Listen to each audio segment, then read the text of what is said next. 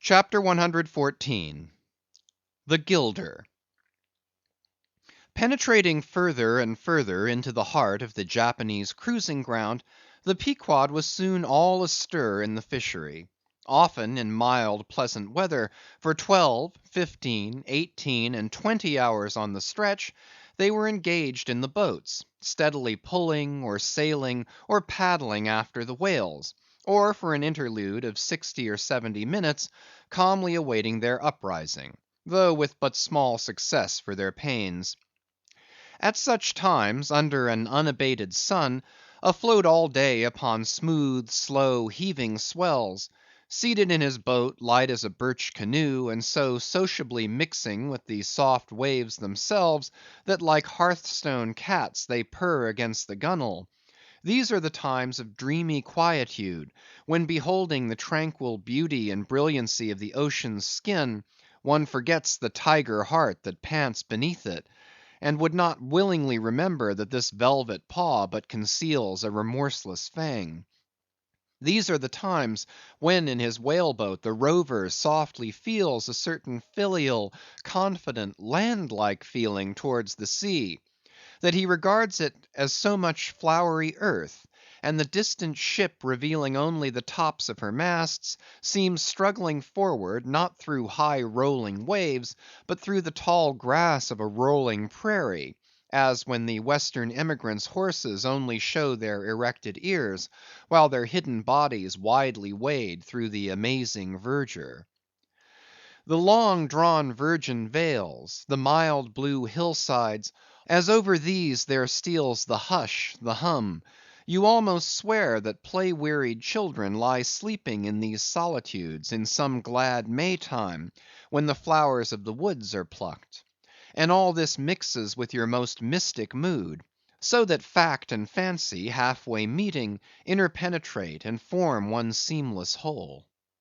Nor did such soothing scenes, however temporary, fail of at least as temporary an effect on Ahab. But if these secret golden keys did seem to open in him his own secret golden treasuries, yet did his breath upon them prove but tarnishing. O grassy glades! O ever vernal, endless landscapes in the soul!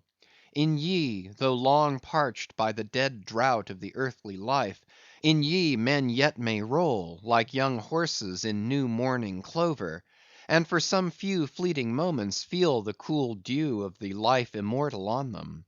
Would to God these blessed calms would last! But the mingling threads of life are woven by warp and woof; calms crossed by storms, a storm for every calm. There is no steady, unretracing progress in this life; we do not advance through fixed gradations, and at the last one pause; through infancy's unconscious spell, boyhood's thoughtless faith, adolescence's doubt (the common doom), then skepticism, then disbelief, resting at last in manhood's pondering repose of if. But once gone through, we trace the round again, and are infants, boys, and men, and ifs eternally. Where lies the final harbor, whence we unmoor no more?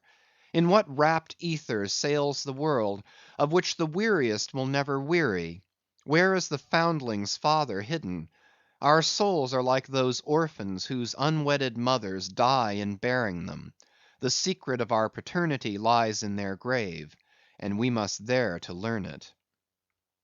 And that same day, too, gazing far down from his boat's side into that same golden sea, Starbuck lowly murmured, "Loveliness unfathomable, as ever lover saw in his young bride's eye. Tell me not of thy teeth‐tiered sharks, and thy kidnapping cannibal ways. Let faith oust fact, let fancy oust memory. I look deep down, and do believe." And Stubb, fish like, with sparkling scales, leaped up in that same golden light. I am Stubb, and Stubb has his history; but here Stubb takes oaths that he has always been jolly.